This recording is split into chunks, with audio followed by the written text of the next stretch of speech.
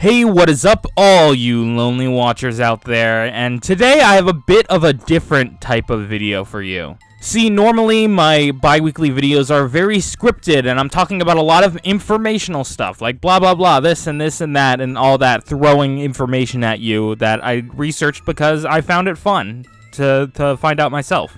But today I wanted to do something a little different and be a little more free-form, a little more unscripted, as it were, as I finally played enough of each Yo-kai Watch game, I feel like, to where I can properly rank them. For this video, though, I'm not going to be counting any mobile game spin-offs or anything like that. Pretty much anything that's non-accessible these days does not count. I am only going to be counting the 3DS, Wii U, Nintendo Switch, and PS4 games, basically all the console games that are available to play.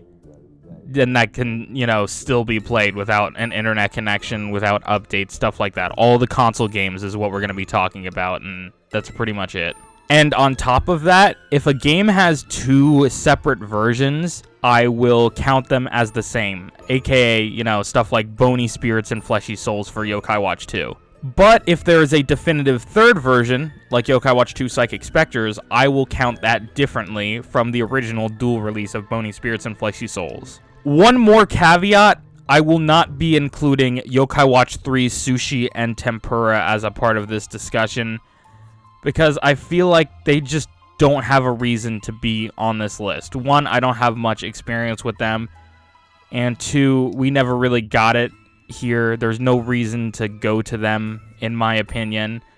So I think it would be more just to judge Yo-kai Watch 3's Western version on its own without counting Sushi and Tempura, because Yo-kai Watch 3 in America is kind of like a Sukiyaki Plus that solved a lot of the problems from Sushi and Tempura. And one more thing, I have HD footage for a couple of these games, but unfortunately not for all of them, since I'm not in a position where I can record a bunch of gameplay footage right now, and some of it is recorded with my old capture card at 720p, or it's using 3DS Stream via Snicker Stream to record, because that's all I had access to at the time, because I could not get Citra to run on the computer I was running now. So if the gameplay footage on screen is not the best quality, I apologize, but I'm not in a position to re-record some of these games for this video. But with that out of the way, let's start going in chronological order, with Yo-kai Watch 1 being the first game to rank today. Now, Yo-kai Watch 1 is a bit of a unique entry in the franchise, because it's not really like the other mainline entries we saw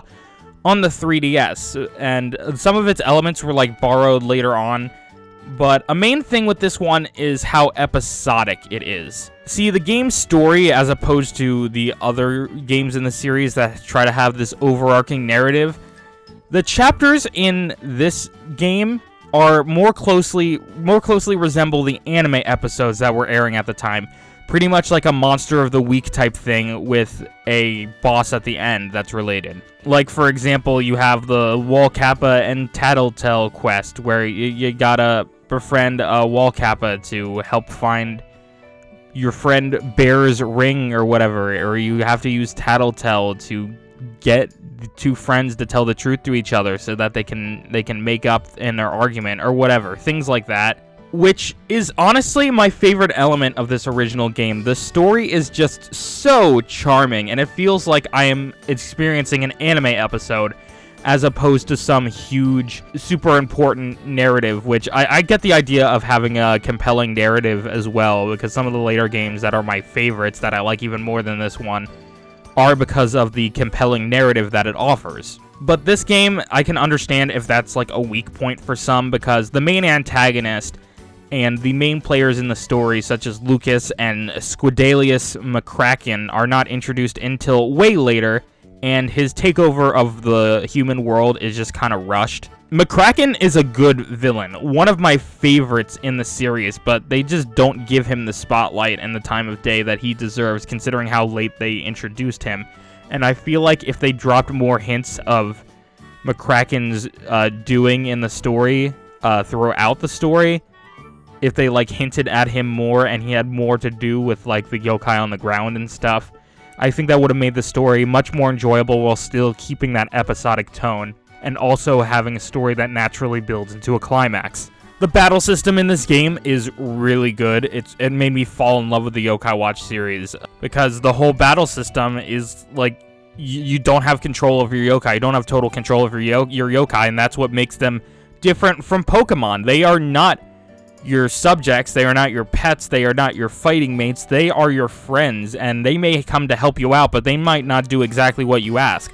They may not they don't do the moves you want them to, they don't heal when they need to, they can sometimes just decide not to attack for a couple turns, they can just loaf and not do anything, which can make strategizing frustrating sometimes, and you still do have control of your team to a degree. Like, you can put you have 6 yokai you can put out on your team, and only 3 can be out at a time.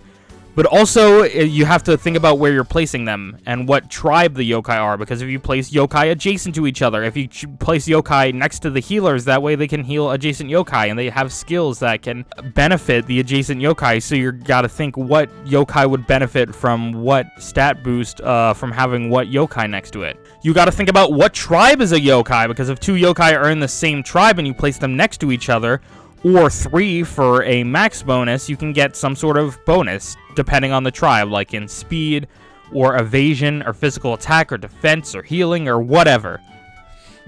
Then there's the whole equip system, and then Soultimates. You can train up their Soultimates with these special books. You can train up their attack power and their technique power, and each yokai has a different technique, and they're strong against some elements and weak against other elements. I guess kind of like a type system, but not nearly as important as Pokemon, because you have all this other stuff to deal with. And the team building is fun in this game, and I don't think I'd have it any other way. I mean, there are some things that the system could have fine-tuned about it, but the battle system is probably the best I've ever experienced in any RPG, and it's a big reason of why I love Yo-Kai Watch so much, is because its battle system is so unique and kind of takes an emphasis off the moment-to-moment strategy as opposed to team building instead, and strategy in that regard. Oh, of course, there's also the Soultimate move, which you can, which is the only move you can make your yokai do at a moment's notice if you have enough soul meter, which can change the tide of battle, but other than that, that's all the control you have over literally what your team does. You just have to set them up for success. The befriending system in this game is something that comes to mind as one of the big flaws, because you have to feed a yokai their favorite food, which in this game, in later games, they added a reticle where if you hover a pin over a yokai, you can see what their favorite food is. That wasn't present in this game, so you just had to figure out with trial and error or just looking it up on the wiki. But yeah, once you feed them, even if you feed them the best, highest quality of their favorite food, they don't have a 100% chance of befriending you. And in fact, the befriending rates in this game can be pretty low. I mean, they get lower in other parts of the series. I'm looking at Yo-Kai Watch 3 a little bit there.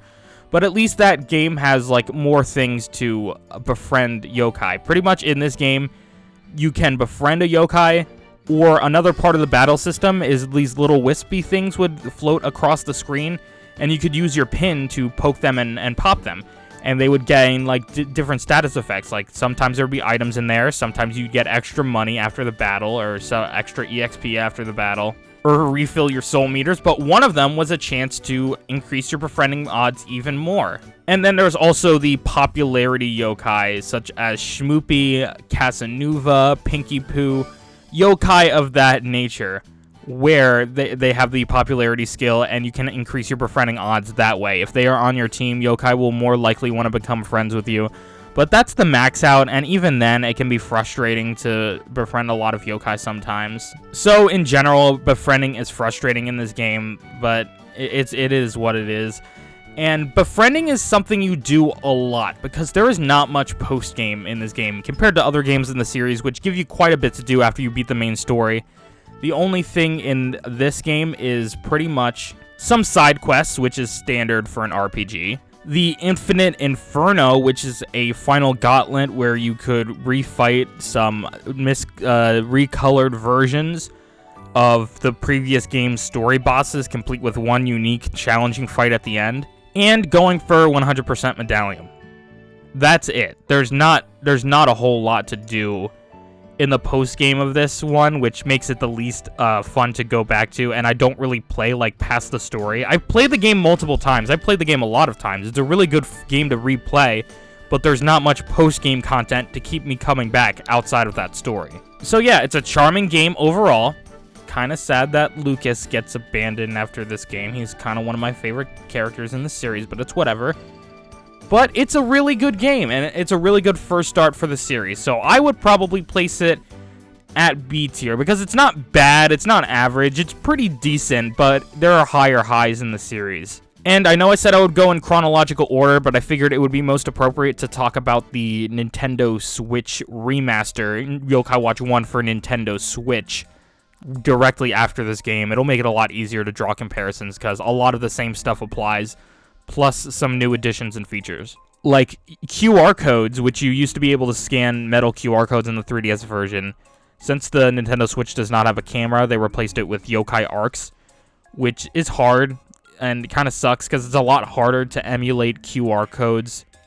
Or not QR codes. It's a lot harder to emulate NFC codes and to find them online as opposed to just pictures of QR codes which people have uploaded. So this can make QR code yokai like the gem nyans or jewel nyans much harder to obtain in this version. Although they did fix Street Pass to where it's based off your Nintendo Switch friend list instead.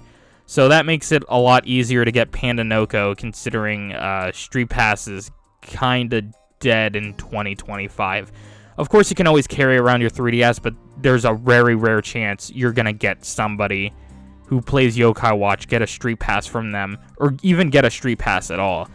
And well, that was at least until the advent of Net Pass, which has made it a lot easier and possible for some users to get Panda Nokos the legitimate way. But regardless, that's an issue they needed to fix in the remake, so I'm glad they did. But the other major change is to the touchscreen controls. They are very botched. You'd think that this game is on Nintendo Switch, so it would be perfect if you want to play on the TV. You can do that with like Citra type controls, because the original game, you could use everything on the touchscreen, because a lot of the game revolves around, oh, you need to control your team with the touchscreen and use Ultimates that way. That's how you pin, and that's how you do these little mini games to charge up your Yokai Ultimate. You use the bottom touchscreen for that, which kind of just it's a good system, and I like the mini games and stuff, but it makes it harder to play nowadays on modern consoles. And this is a rendition of that, on top of the fact that they didn't really need to do it the way they did. They kind of botched the touch controls. So if you're playing on the TV, you can just use the controller fully to control everything. They changed out some mini-games to, like, the tracing mini-game. That would be very hard to do with an analog stick and an A button, and they replaced it with a QuickTime event where you have to press these buttons in this order. Which makes sense. I think they got rid of some other ones, but I can't name any of them off the top of my head. But you'd think, again, if this is on the Nintendo Switch, you can just pull it out of the dock, and you can use the touchscreen if you want. And this will be the definitive way to play Yo-kai Watch. Which, no, because one, the minigame thing covers the yokai in battle, and sometimes they have to give you like visual cues and stuff so you can know what's going on. So it sucks that your view of the yokai you're battling is obstructed. But at the same time, the touch controls don't work. But what you have to do is hold the analog stick in a direction, any direction, while you're putting your finger on the touch screen. Which means you can only really use it for stuff when you're moving your finger around, such as like the minigame where you have to spin in the circle. And stuff like that. So, like, those minigames work okay, but not great. And then all the other minigames just don't work because you can't use taps. You can't tap the screen, which is stupid. This could have been, like, a really good way to play Yo-kai Watch 1. But that, on top of the fact that it's not in English, just play it on Citra. Okay? It's much better to play it on Citra if you have the means to. If you only have a Nintendo Switch at the moment and you want to replay Yo-kai Watch 1, I was in the same boat. I get it. I didn't have a 3DS. I hadn't rebought my 3DS yet, and I couldn't afford to, but I could get Yo-kai Watch 1 for Nintendo Switch just to replay the game because I really wanted to. And it was a decent way to replay it, but definitely not the definitive way. 3DS, first and foremost, best way to play it, but if not, and you have access to a computer that can, or a phone that can run Citra, play it on Citra. So overall, I don't know, it's a decent way to play, and I don't want to rank it the same as the original, so I'll give it a C. Not the definitive way to play, but if you only have a Nintendo Switch, it's an option that works in that scenario, but I wouldn't recommend it under any other circumstance. Although I'm pretty sure they did add online battles to this version, so that's fun. Next, Yo-kai Watch 2, specifically Bony Spirits and Fleshy Souls.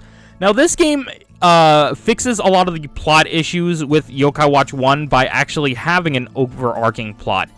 Wicked yokai Kin and Gin mess with the timeline in order to strip Nate of the Yo-kai Watch, and Nate has to get it back. Now, he does very quickly, but the wicked yokai are still a threat, and Nate eventually has to go back in time and try to convince his grandfather to make the Yo-kai Watch Model 0 the first Yo-kai Watch so that he can save the world, because Nathaniel, Nate's grandfather, was the inventor of the first... I guess it's not technically the first Yo-kai Watch anymore because that's been disproven with the whole magic mirror, but this was the first watch created by this is the first watch created in modern times where casual humans could use it to communicate with yokai. In the sense of the story, within the confines of Yo-kai Watch 2, this is the first Yo-kai Watch ever. But they kind of retconned that later on, made it seem that there was more lore that we didn't know about at that time, and that Nathaniel didn't know about at that time. So we're just gonna roll with it. For the rest of this explanation, I'm gonna be speaking and assuming that Nathaniel created the first Yo-kai Watch. The plot is a little messy because, like, sometimes it fades in and out of the wicked yokai stuff. Like, they go in and out of the story. Time travel is introduced, and then it just kind of ignored for a while.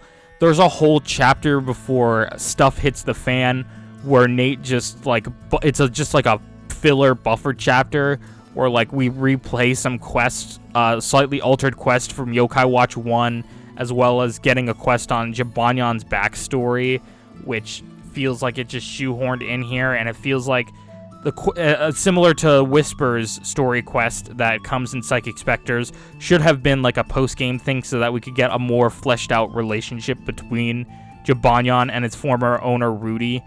I think it just would have been much better that way if it had not been shoehorned into the story and had been a post-game thing. And there are more areas to explore with a new train system that lets you go anywhere. There are more stations, there's Excellent Tower, there's San Fantastico, which is a location I like, and then there's various other train stops, including the brand new area Harrisville, which is the area where you travel in order to visit Grandma and eventually Grandpa in the past. And Harrisville isn't that big, but again, we also get a past version of Harrisville, as well as a past version of Springdale, and it's really cool to view this old version of Springdale, which we did get to see in the movie, but exploring it yourself just makes it much more fun. And boy, does this game introduce a ton of new yokai. While the original game had a lot of yokai that were pretty much like based on Japanese mythology, but making them a little more cutesy, this game does stuff like a static kid and a panda ninja and a TV remote and a takoyaki. Just, there's so many good, goofy designs in here that aren't based on Japanese mythology, which I do like the bases on Japanese mythology. It's one of my favorite parts of Yo-kai Watch, but I love to see these, like, silly designs, too. Not everything needs to be based on some type of myth. And even then, like, some of the yokai, like the object ones, still make sense within Japanese spirituality and mythology. They just work. They work really well. So I'm not going to complain on that front either. But on top of all these new funky yokai designs, a new class of yokai is introduced. The classic yokai, which are basically straight up translations of Japanese myths, like the Kappa, the Sashiki Warashi, the Tsuchigumo, the Niue, and of course, etc. They're still a little cutesy, but they're a lot closer to their counterparts in Japanese mythology, which is something I can appreciate. We have the cutesy versions, and then we have these versions. And of course, the main new character this time around is Nathaniel, if you play as Nate, Nate's grandfather, or Kenny, Katie's grandfather, if you play as her, which they're fine. They're kind of stubborn. They're just kind of forgettable, to be honest. They're some of my least liked characters in the series. They're here for plot for me, and that's pretty much it. I don't really like their characters in general, so they're kind of forgettable to me. I know there's like huge Nathaniel fans out there. I know there's huge Kenny fans out there, but I just don't see the appeal. I'm sorry, but I won't knock you for enjoying him. This game adds some things to the battle system, and by adding things, I mean like little things, because now you have a marker on your yokai. When you've encountered them before, you can use the pin system to look at them and see what their favorite food is now, so you don't have to like look it up or just try to guess. You can hover the reticle over them and see if they are a yokai, what food they like, and you can also see if you're friends with them, kinda, because this system introduces bony and fleshy yokai.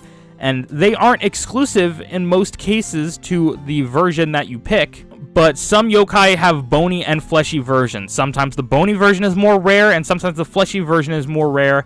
Sometimes they can have different skills or movesets entirely, but be the same yokai, just bony and fleshy. And part of the requirements for 100%ing the medallion is to get the bony and fleshy versions of each, and it just frustrates me when I don't remember if I have a yokai and I hover over them and it says, no, you don't have them because this is the fleshy souls yokai and not the bony spirits yokai. Like, I don't want to catch two of every yokai. I don't want to befriend two of every yokai. Befriending one of every yokai sounds like a nightmare. But yeah, there's also like version exclusives, which is not fun. Basically, the only changes between the two versions are minor story details, such as what side you align yourself with, which we'll talk about later. And you get some minor version exclusives and some version exclusive quests, which pretty much just serve to get you some of those version exclusives. Which is dumb, and it kind of sucks that this game released in two versions like Pokemon. That's one of the things I resent about Pokemon, is the fact that you have to have 2, 3, sometimes even versions to get all the little critters, when the whole thing has got to catch them all. And I know it was to like incentivize trading and stuff, but like, come on. Most people are just gonna buy 2 versions of the game if you're that hardcore. Like, I don't see as many people trading nowadays. It's not like kids at the schoolyard now are like crowding around with their Switches trading Pokemon around. Like, no, it's a stupid anti-consumer practice, and it shouldn't be instated. And I'm kind of ashamed that Yo-Kai Watch ended up going for that, even if it did break away later on and start combining games into one whole package. But another big thing that was added to this game was soul gems. You can turn any yokai into a soul, which then gives them a special effect which you can equip to any yokai, which is insane. You can even turn one yokai per save, such as the legendaries, or I don't know, any of the version exclusive quest yokai, anything like that. Even the once per save yokai, you can turn into soul gems, which can make things very interesting, and it adds a lot of strategy to the battles. And you can also level up soul gems by sacrificing other yokai of the same tribe and fusing them together. And then there's also like special recipes you can craft with other souls, like the Superstar Soul, which increases your befriending odds a lot, or the Soldier Soul, which makes your yokai unable to loaf. And speaking of befriending, the befriending system in this game was changed by the poking that was added to the battle system. See, once Nathaniel does create the Yo-kai Watch Model 0, you're able to use it, and it has different effects in battle, particularly the poking system. If a yokai is loafing or unspirited, you can poke them using the touchscreen by poking around at different spots of them, and depending on what spot you poke at for a consistent amount of time, you can either deal damage to them, or you can steal money from them, or even raise your befriending odds even more, on top of the popularity and the superstar soul and the food that were present in the original, that were present before, and carried over from the original game. And another thing this game introduced, which I find really cool, is shinies. And I don't mean like the version exclusive, the bony spirits and the fleshy souls yokai that I was talking about earlier.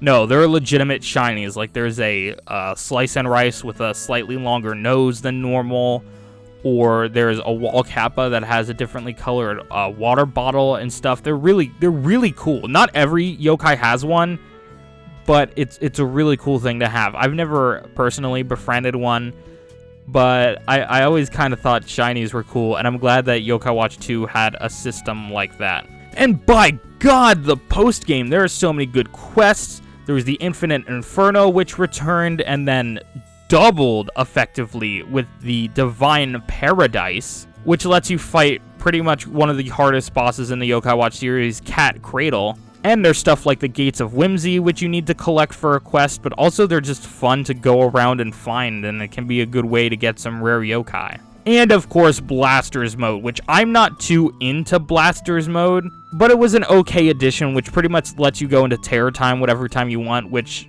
is a nice feature to have, considering that, you know, some bosses were exclusive in the original Yo-kai Watch 2 Terror Time, so it was kind of annoying. You had to wait around for the in-game timer and try to trigger it and hope you got what you needed. But the fact that you can enter at any time now is great. And then there's the gym where you can level up yokai, you can fight boss rushes, and then you can also play competitive online matches against other people, or at least you used to be able to, which is really cool. We finally got competitive Yo-kai Watch. Overall, Yo-kai Watch 2, Bony Spirits, and Fleshy Souls improved a lot upon the first two games. Even if it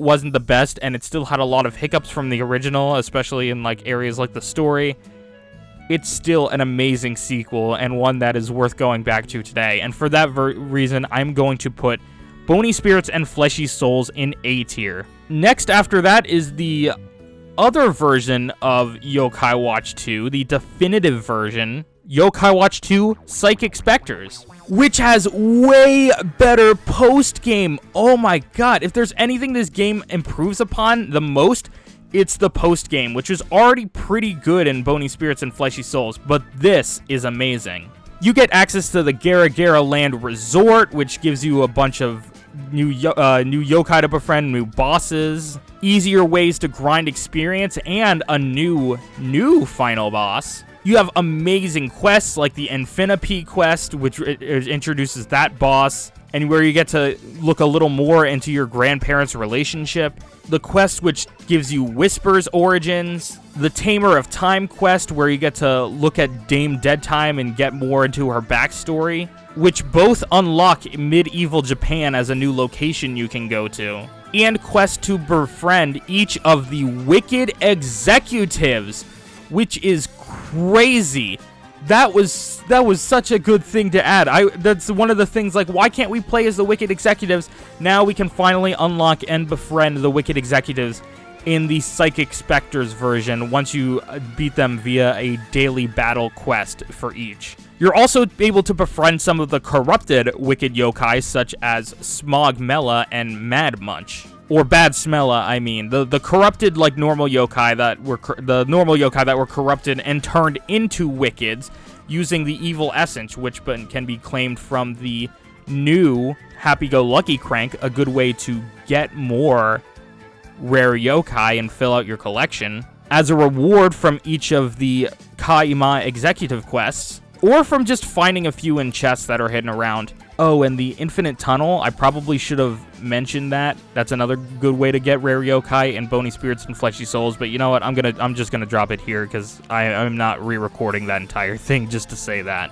And one of the cooler additions, which I'm not too into blasters, but I can at least appreciate, the massive expansion to Psychic Blasters, or what is now called Psychic Blasters, which is really just basically closer to what we actually know as the Yo-kai Watch Blaster series. And while it did come to bony spirits and fleshy souls, one of the hardest bosses was present in the Psychic Specters version, as each one had a version exclusive, and you'd have to battle with your friends and work together with them in order to get them all in your medallion. Hinozal is very infamous because he's pretty hard to take down alone, and a lot of people nowadays are trying to beat him alone.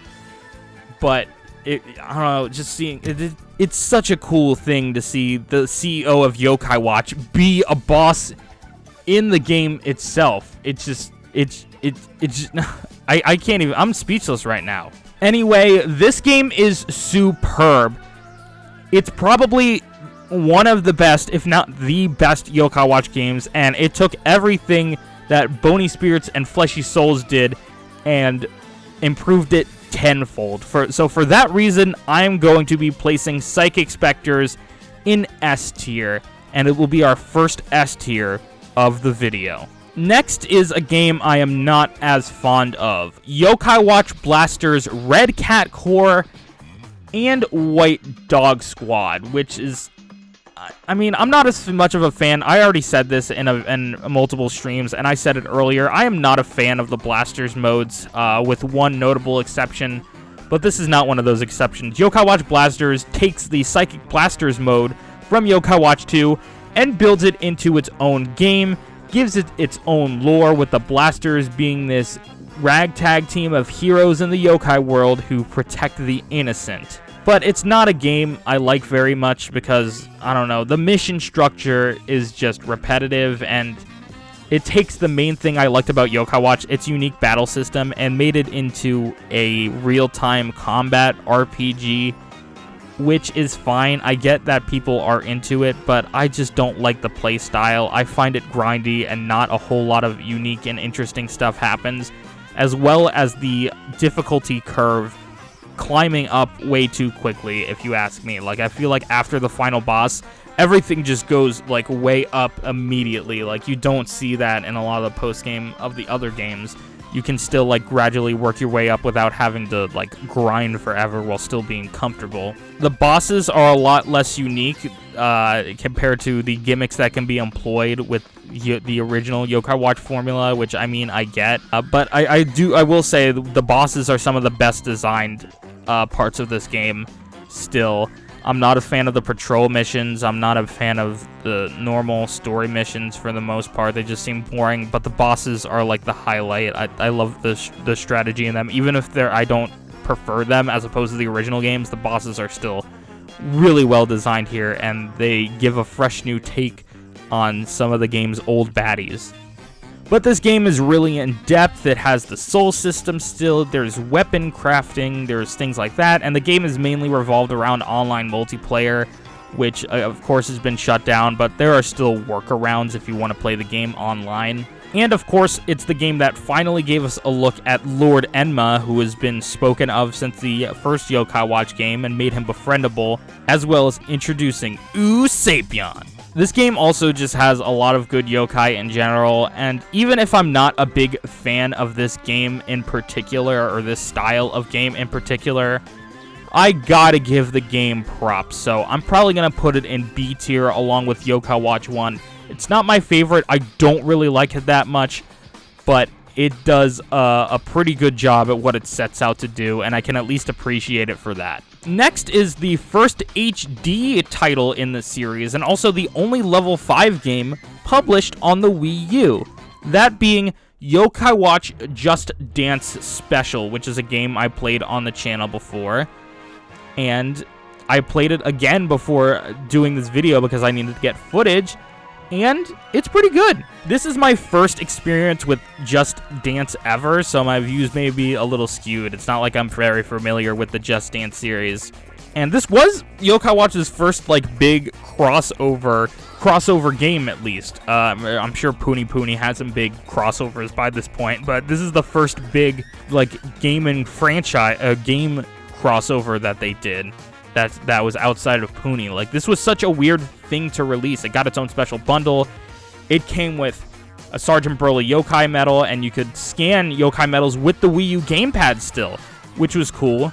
And you could use them in, like, this game's own Crank-a-kai system, which you could use to, like, collect these little icons of Yo-kai, which one day I will get a 100% complete medallion of Yo-kai Watch Just Dance Special Edition. But yeah, this game has quite a few songs, tend to be intact. You have the usual suspects, like Yo-kai Watch, Gara Po, you have Gara Po, you have Yo-kai Exercise 1, you have Don Don Dubizuba, but also you have things like Jinsei Dramatic, Space Dance, the Yo-kai Watch 2 versions of Gara Po, and of course, Nyan KB featuring Tsuchinoko Panda if you really want to be a cat girl like that. Which, trust me, that's probably where I had the most fun. It just feels good to let loose and just dance for a while, even if the game does leave me a little sweaty, since, look at me, I'm a Yo-kai Watch fan. I'm not, and I'm a mega loser who stays inside a lot of the time making YouTube videos for nerdy Yo-kai Watch stuff.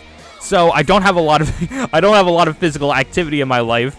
So sometimes this is the most that I get is Yo-kai Watch Just Dance. And if Yo-kai Watch Just Dance is what encourages me to lose weight, what kind of world is this? And something else I also appreciate is this game gave us new dance moves, because not all this game didn't have dance moves for some of the other the song's extended versions. We had some, like, dances for extended versions for games that were like the credit sequences, like Don Don Zubi Zuba, that had dance moves all the way through. But stuff like Yo-kai Exercise 2 and stuff like the Gara Po versions and Jinsei Dramatic, those had shortened versions on TV, and so there were very few dance moves to that, and that added some more, which I can really appreciate. The fact that this is the way that we got official choreography for these extended songs. It would have been nice if there was DLC later on to add more songs, but I think we have a pretty good selection here. I know there wouldn't be a sequel, but I feel like DLC wouldn't be too unreasonable for something like this. For that reason, it's not really a mainline Yo-kai Watch game. I can still squeeze enjoyment out of it, but I'm not gonna rank it highly with all these. But I'd feel bad putting it at a D, because it's not like it's a bad quality game. It's not Yo-kai Watch. You know, it's Just Dance. It's on its own level. So I'm gonna put it here at C tier along with Yo-kai Watch 1 for Nintendo Switch. Next up is another spin-off, Yo-kai Sangokushi, which is not my kind of game. It's a tactical RPG, which I've played some Fire Emblem games pretty much, and I didn't really like them. Maybe it's because I don't like Fire Emblem, but then I played this game, and I was like, okay, the tactics RPG genre is not for me, but it was cool to see another Yo-kai Watch crossover in the same year, I believe, as Yo-kai Watch Just Dance Special. I don't know if that was 2015 or 2016, but I'm pretty sure they were both 2016. I know Sangokushi was 2016, but I forget if Yo-kai Watch Just Dance was 2015 or not. And it has good music, but I'm just not a fan of the combat in this game, and I fully recognize that's just me not liking the genre, so I'm not gonna dock it too many points, and I want to be fair here. Although the music in this game is really funky, and I really like it, I wish they remade more of it. And honestly, one of my biggest complaints with the game, I mean, I love all the new designs for yokai. It's mostly just like old yokai with new garments on to represent certain Chinese factions and leaders and stuff, but I don't know. This game takes place in a weird spot because it takes place during Yo-kai Watch 3, presumably, because Usapion had already met Haley, but also it happens before the Dr. Hewley quest, so it like happens during Yo-kai Watch 3, presumably. I don't know how that works out in the timeline. I mean, I'm just assuming this is non-canon, but still, it's like, if it were canon, where would we place this game? But yeah, unfortunately, this is pretty much one of the only games that I can't play the story through properly because it has no official translation yet. I played a couple chapters, and I think the game is alright, but it's not for me. I'm not going to say that it's not well made, however, because it does have some pretty cool gimmicks. It has some good designs. It has good music. It has every market of a good game, but it's just not for me. And for that reason, I'm going to put it in C tier here with Yo-kai Watch Just Dance Special and Yo-kai Watch 1 for Nintendo Switch. And Yo-kai Watch 3 is the next one, and I'm really wondering what people are going to think of my opinion here, because there is often a debate. People say Yo-kai Watch 3 is one of the best games in the series, but it's really going to come down if I put it in S or A, and that's, I feel like more contention is put towards, is it the best game, or is it one of really good ones? I feel like that's more of the contention we see nowadays. Great game. Beautiful game. It looks amazing. I know it feels weird because it's on this 3DS. It's the same hardware, but like seeing the visuals are improved. We have more of the little medals that show up, and everything just looks so new because in this game, Nate, the protagonist, moves to BBQ because a funny story in Japan, this game was about Nate moving from Sakura Motomachi, Japan, his hometown, to a town in the United States. However, when localizing Yo-kai Watch 1, they just decided that Sakura Motomachi would be called Springdale, and it already is in the United States. So for Yo-kai Watch 3 to address this concern, they couldn't just like say, we're moving to America, because Nate's presumably already in America. So they made up a country called BBQ, or a place. I don't know if it's considered a country or like a place. Maybe it's considered a different state, like Texas or something, because it definitely seems inspired by Texas, or at least somewhere in the South. But yeah, that system is just, I mean, it's fair. I don't know what else they could have done with it, but the new location breathes so much fresh air into the series, because before we got like little tidbits of new locations like Harrisville and stuff, but now we have Harrisville. Unfortunately, I'm pretty sure the past versions aren't present in this game, but we have Springdale on top of new areas like Sparkopolis and some of the train stations, on top of Harrisville, on top of BBQ, which is basically a whole nother continent, and it feels like such a fresh air to be playing a game that looks like a place where I'm from. It's by the third time we visited Springdale, I was getting a little bored of it because it hasn't changed much, but this game is just really enjoyable because Nate gets to experience this whole new area of BBQ. But in Springdale, we get to play as the best character in the entire series, Haley Ann Thomas. Haley Ann Thomas is an autistic, definitely gay nerd who's such a departure from Nate and a character I can relate to much more. She feels like an actual character as opposed to Nate, who, at least in the first two games, was more characterized as a blank slate. Of course, over time, they decided to put more anime elements into the game, such as Nate being a little meaner to Whisper and Jibanyan, Jibanyan following the crowd around and liking chocolate, things like that, things that weren't present in the original Yo-kai Watch game. But it was unmatched. Haley is one of my favorite characters, and she's also very beloved by most of the community for her eccentric personality. That, and we get some other characters, like Nate's new partner character, Buck, who is the local who shows us around, eventually warming up to us after he learns that we can see yokai just like him. And then some other cute side characters like Bob. I really love Bob a lot. And then there's Jane, who has a cute story arc in her chapter. I think it's chapter 7 or something like that. I'm not entirely sure. But the characters in this game that they introduced are top-notch, and some of my favorites in the series, and a lot of other people's favorites in the series. Of course, there is a new battle system, and in this game, they completely redid the wheel. I mean, you can still, like, target and use ultimates and feed favorite foods. All that stays the same, but now you have a tactics board, a 3x3 grid where you can place your 3 yokai anywhere, which can add a lot more strategy, because now you can line up yokai in a row in order to get more combos. You can put them in a column to deal more damage. You can hide one yokai behind a more beefy yokai in order to protect them from getting damaged. The accuracy of your moves and your opponent's moves will depend on where you are in the grid, as well as being able to move around to refill your health bar, replenish your soul meter, or collect items that are thrown on the ground, or even weapons that are thrown on the board. And it just makes it a much more fun and strategic system, as well as Soultimates having specific areas of attack. So you have to account for that and make sure that those Soultimates will actually hit the opposing yokai. As long as they don't move, that is, because they can also move and you can also move, but there's also a cooldown for how often you can move. You have to wait a couple turns after you move a yokai before they can move again. So you can use that to advantage. You can go to yokai into moving and then use another Soultimate to take them down while they're stuck where they are, as well as using in spirits and stuff to stick them where they are. It's a fun system, and honestly, I love the strategy in this system way more than I like the wheel in Yo-Kai Watch 1 and 2, which is pretty good as well. Now, unfortunately, we don't have the Model Zero anymore, which means we don't have access to poking, but now we have access to something better. The gun, aka the Yokai Blaster. Each yokai tribe has a different effect for the gun, and when you place one in the gun, or the blaster, I guess I should call it, there is a random chance that you can either get befriending shots or you can get damage shots, and then you can shoot the medals that are flying across screen.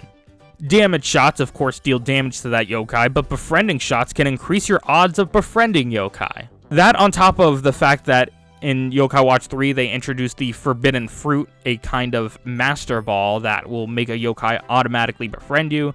Makes the befriending game and system in this game better, but worse at the same time than its predecessors. And on top of that, it's just the perfect Yo-Kai Watch story. See, the game still starts off with this like episodic series where Haley Ann is solving detective cases in Springdale, and Buck and Nate are looking for the UFO in BBQ. But it all eventually builds into a climax with hints of the protagonist, or antagonist rather, the Ghoul Father, being hinted throughout. Even if he does come on a little strong and a little quickly near the end, there's still hints of him there, and it still builds more naturally into a climax than Yo-Kai Watch 1, which makes me like him, the Ghoul Father, more than McCracken, in both his design and the way that they used him in the game.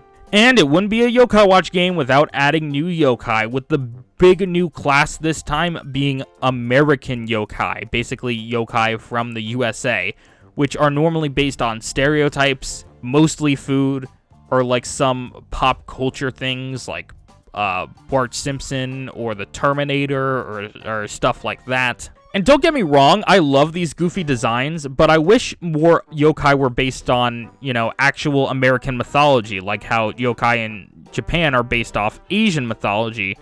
It would have been cool to see things from American mythology make a debut here. Like, yeah, these cute little food guys are cool, and superheroes are also cool. But, like, wouldn't it be cool if we got yokai based on other creatures from this continent? Think about a Chupacabra yokai, or a Jersey Devil yokai, a Loch Ness yokai. I don't know, just anything like that would be pretty cool, even if it isn't like the main thing. And maybe they could be like their own category of American yokai so they don't get mixed in with the, you know, funny stereotype yokai. And this game has a ton of post-game content and featuring a fully featured Chapter 11 and tons of new areas, tons of side quests, just tons of stuff to do on top of stuff like the new Hazy Lane and among other things. Now, do I appreciate all this post-game? Yes, I do.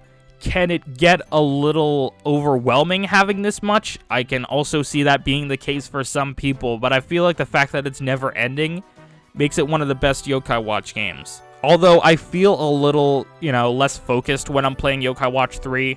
When I'm playing Yo-Kai Watch 2, I feel like there's something specific I'm working towards every time. When I'm playing Yo-Kai Watch 3, I feel like I'm just running around trying to get stuff done because there's just so much to do. Also, Yamada Appreciation, one of the fan-designed yokai that got it into Yo-Kai Watch 3, along with, I believe, Horizontail, and also one of Akihiro Hino's favorites, so of course he gets the special treatment in this game. but he's just one of my favorite joke characters in the series. And then, remember how I said there was an exception to the Blasters rule that I said earlier? This is it. Yo-kai Watch Blasters T, originally exclusive to the Sukiyaki version. This game is basically dungeon crawling, which I appreciate a lot more, where you're exploring these procedurally generated dungeons and then using it to befriend yokai.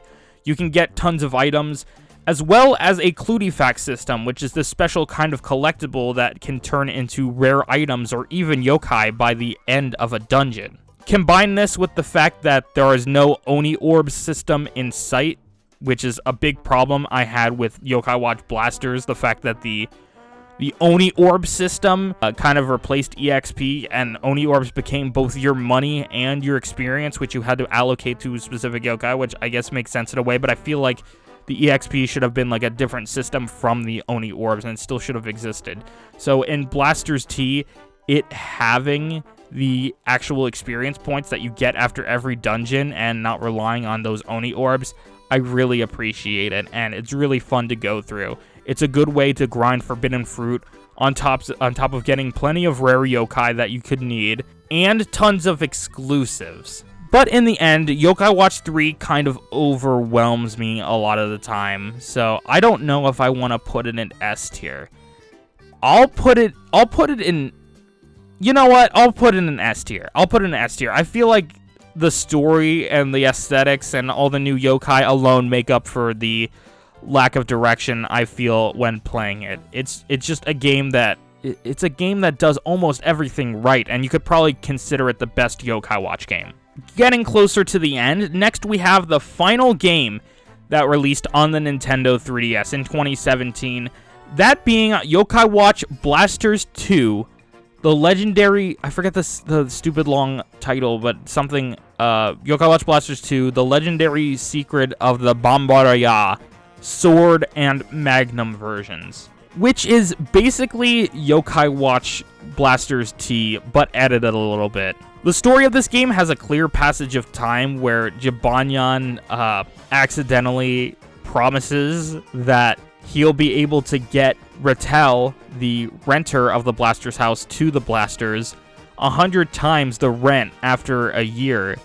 So now the crew has to go and treasure hunt to try and make up the money in order to pay the rent and keep the Blasters house and not get evicted. So thanks, Jibanyan. That was fun. This is initiated by Indiana Jaws, who brings us into some more branching story paths. We get to look at Zomboy and his dynamic with Nyanzis II more. We get to learn about his reason for coming to the island, which is to turn his sister Cindy back into a human. And we have to do it while trying to stop the Bundori family of cats from stealing the treasure themselves, which, oh my god, these are some of my favorite designed villains in the Yo-kai Watch series.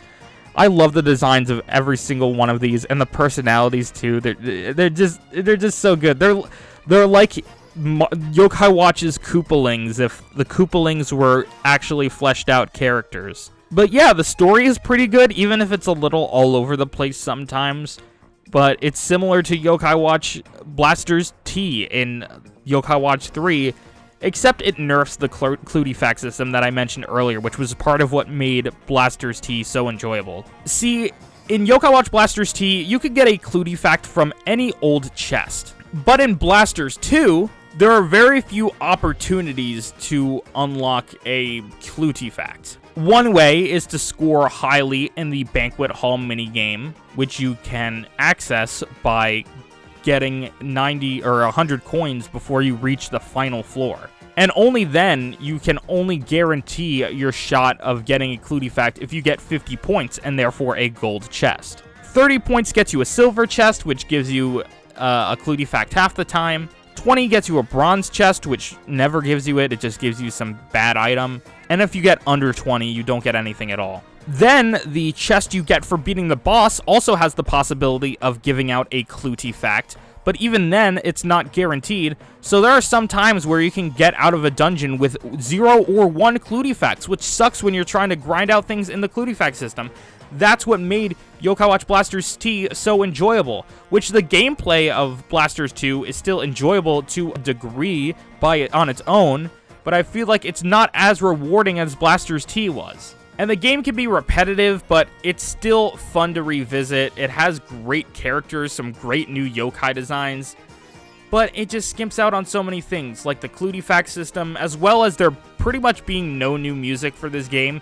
There's like 8 new songs in total, and all the other songs are reused, and you see a lot of reused themes for the level themes for the Blaster's T dungeons, the procedurally generated dungeons. So a lot of it just blends together a lot of the time, and I can't really play it in large play sessions. That on top of the fact that people experience major glitches with this game because this game was not shipped in a complete state. I will personally say I have rarely ever experienced glitches, only like a few times I can count on my hand, and the current playthrough I'm doing, I've made it over halfway and I haven't experienced any glitches yet. But the fact that I haven't experienced glitches does not deny anybody else's experience, but I just can't rate it based on experiences that I haven't had. With that in mind, I'm going to put Blasters 2 in C tier. It's a decent Yo-Kai Watch game, and I enjoy a lot of what it does, but it could have handled the Cludifact system so much better. That's its one big flaw. Next is Yo-Kai Watch 4, which was my first game in the series, and also, honestly, the best game in the series. I know there's probably a lot of bias in there since it's my first, but I don't care. This is my ranking. You're not going to expect a total degree of objectivity when you're talking about somebody's opinion. If you want to make this list yourself, you can always make your own via the link in the description, but otherwise, this is my opinion. I'm going to say what I want. The characters in this game are great. We get introduced into Nate's future daughter, Summer, as well as her friends Cole and Bruno, which I also appreciate as well. The story does a good job at merging Shadow Side and Forever Friends elements with Nate's world, even incorporating pretty much all of the Forever Friends movie into the main game story and doing it surprisingly well. It makes Watcher Katie canon, giving her the abilities of the Yo-Kai Watch and finally letting her go alongside Nate, at the expense of Haley not being included because Japan doesn't really like her for some reason. They don't like the otaku girl stereotype, so she was just sidelined in this game. She still makes an appearance in the story, but she's no longer playable because she quote-unquote lost the Yo-Kai Watch, which is pretty funny in itself, but it's a shame that we didn't get to play as her, or she played more of an important role. She pretty much only exists for one of the battle gimmicks where you can get, like, items and stuff delivered via drone during a battle. The story is very complex. It has some heartbreaking moments. I'm still playing through my English playthrough, but even in Japanese, you can tell. You can tell there are some darker moments in there. But in English, it just really makes them apparent, and I can't wait to finish my English playthrough in a couple days after recording this video.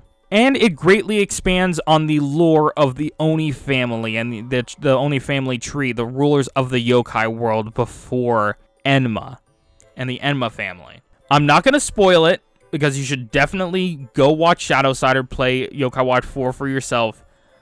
But man, do I love the storytelling in this game. The combat is okay, switching to real-time, which again, I don't really like, and honestly, if you ask me, the real-time combat is the weakest part of this game. That and the Crank-a-kai is probably the worst in the series, but the combat is just, it can get repetitive. It's okay, the team building isn't as big of an aspect as it is in the previous games, but I understand for a console entry like this, it would be hard to implement something with so many touchscreen controls. I just wish they would have taken more control out of the player's hands, even though it is kind of cool to finally be able to, like, not even finally be able to play as yokai, because we've been able to do that before in, like, the Blasters games. But something about this just feels better and more fluid, and yokai have a lot more moves and stuff that you can do, so it really feels like you're playing as that yokai. So at least that makes up for the subpar battle system. There were also a lot of cut yokai in this game, which is a strange fact that stems from the fact that Yo-Kai Watch 4 was never meant to include the present. It was never meant to include Nate and friends. The game was originally supposed to focus entirely on Shadowside, But later into development, Level 5 decided, okay, we need to be able to market this to kids. And also, we're doing the 2019 Yo-kai Watch anime where we're giving Nate the future watch or whatever. So we need to, like, build him into the story somehow. So they had to recreate the story a little and add characters like Nate and the present-day yokai and stuff like that and jam them into the story. So for that reason, the present-day yokai were kind of an afterthought. And there's not nearly as many of them. Like, there were 700 yokai in Blasters 2. There's like 200 yokai, less than 200 yokai in Yo-kai Watch 4. Which I feel like in this regard, I would have rather had a bigger emphasis on the shadow side yokai. There are so many yokai like Lucky and Mush Barber and Ikarin from the anime that I would have loved to see in Yo-kai Watch 4. But they were probably scrapped due to the time constraints and the fact that they had to include the original series yokai. Honestly, I think it would have been better if they focused more on Shadow Side. And of course, they had to add a few present-day yokai for the story, but I would have much rather preferred some Shadow Side yokai get time to shine, instead of some of the weird choices they made for this game. Like, this game no longer has any evolutions, but for some reason, Frostina and Blizzaria are both in it, which is strange. But yeah, this game has beautiful graphics. It's one of the prettiest looking Yo-kai Watch games, despite the fact that it doesn't really run well on Nintendo Switch, being capped at 30 frames per second and having a decent bit of glitches in it, which were actually fixed in the PlayStation 4 version, and this was also the first Yo-kai Watch game to release on a non-Nintendo console. But yeah, hopefully the Nintendo Switch 2 comes with an upgrade for these games to make them run as well on the PS4 versions, because I don't like to play games on my PlayStation if they're mainly a Nintendo series, especially because most of the players are on the Nintendo Switch version. So for playing online in the Blasters mode and trading and stuff, it's better to have the Switch version. There's more of a community there. Which, yes, this game released in one version, but it did get an upgraded version later on when it released on PS4 called Yo-kai Watch 4++. That added the Blasters mode, which is honestly the worst Blasters mode I've seen in a Yo-kai Watch game to date. It's so much more grindy, and it just doesn't feel like it requires any skill, which I can at least give Blasters 1 that point, that it at least requires skill, even if it is a little steep sometimes. At least it's skillful. Like, this game, you just grind and grind and grind, and that's it. But yeah, they removed evolutions, they removed soul gems and stuff, but I feel like the prettiness of the game and the whole story at large and all the characters just makes it one of my favorites to go back to. It's such an incredible game, and it's a shame that it was never localized. For that reason, I'm going to put it right up there with Psychic Spectres in 3, because, again, it is my favorite game. It makes sense it would go in S tier, but I definitely give props to 2 and 3, and they're definitely better in a lot of ways compared to 4. But I feel like 4 just holds a special place in my heart, and it would be a disservice to put it anything below an S tier. And finally, the last game on this list, Why School Heroes, which Yo-kai Watch 4 sold horribly. So this game had a massively chopped budget, which you can probably tell by the chibi art style, which I like chibi art styles, but this was clearly done due to budget constraints and not the creative vision of the team, because we literally do see like a Yo-kai Watch 4 style cutscene like in the first part of the game and then never again. So I'm assuming the game was meant to look like that before the budget cuts came. But this game was meant to coincide with Season 2, I believe, of Yokai Gaku and Y, and try to implement more of those elements into it, as well as adding a bunch of DLC for some of the later arcs. And this game kind of like adapted the anime, the movie, and then the first season of the anime, and then after that, the story kind of diverges. But I'm not exactly sure how, because I could never finish this game, because, oh my god, I hate this game. This game fell off. Yo-kai Watch 4 sold 300,000 copies, and this game sold 78,000. That's like I'm pretty sure that's the worst selling game in the series. I think Yo-kai Watch Just Dance sold better than that. It had a lot of good ideas. I really like the characters. I really like the school and the club system and stuff like that, and I think it's a fun world to be in. but I can't bring myself to play it, not only because it's not in English and there isn't a fully developed English patch yet, which makes it kind of hard to play games like this, but it's pretty much just Blasters 3, and y'all know how I feel about the Blaster series for the most part, with this one being more similar to 1, but it's so much more grindy. It's insane how, like, you can barely make any progress unless you grind out side missions over and over and over and over again. It's just insane. It's not fun to play. The combos are not fun to pull off. A lot of the characters just feel samey, and the grinding isn't even that fun. Like, most Yo-kai Watch games you can get through without grinding. You don't have to, like, go out of your way to beat up a bunch of stuff. This game, I feel like you'll be grinding more than you'll actually be doing the story missions. The amount of grinding that's required in the main story is insane, on top of the fact that you can get experience via microtransactions. Yay! We all love a Yo-kai Watch game with microtransactions, especially one that you pay $60 whole for. Yeah, in a free-to-play game, I could maybe excuse microtransactions, but this is a full-priced Nintendo game, and there's microtransactions in it, which easily makes this the most depraved, corrupt Yo-kai Watch game there is. I think if they gave this game a little more work and they made it less grindy and they didn't try to be predatory with the microtransactions, I think you'd have a decent game on your hands. But as it stands, this is the worst Yo-kai Watch game I've ever played, and I can barely think of any redeeming qualities that could make it redeemable. Besides, the characters are kind of fun, but besides that, there's just nothing. So I am putting Yokai Gakuen Y, or Yo-kai Watch Jam, Y School Heroes, whatever you want to call it, in E tier.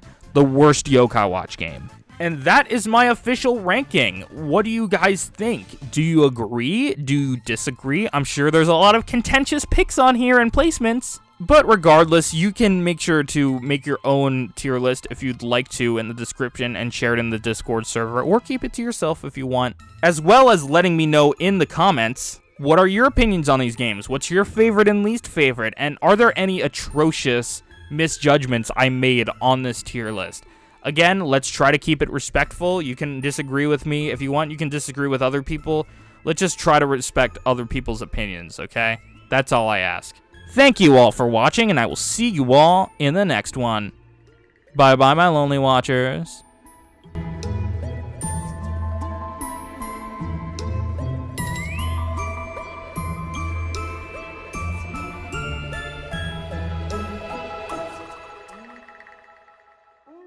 Well,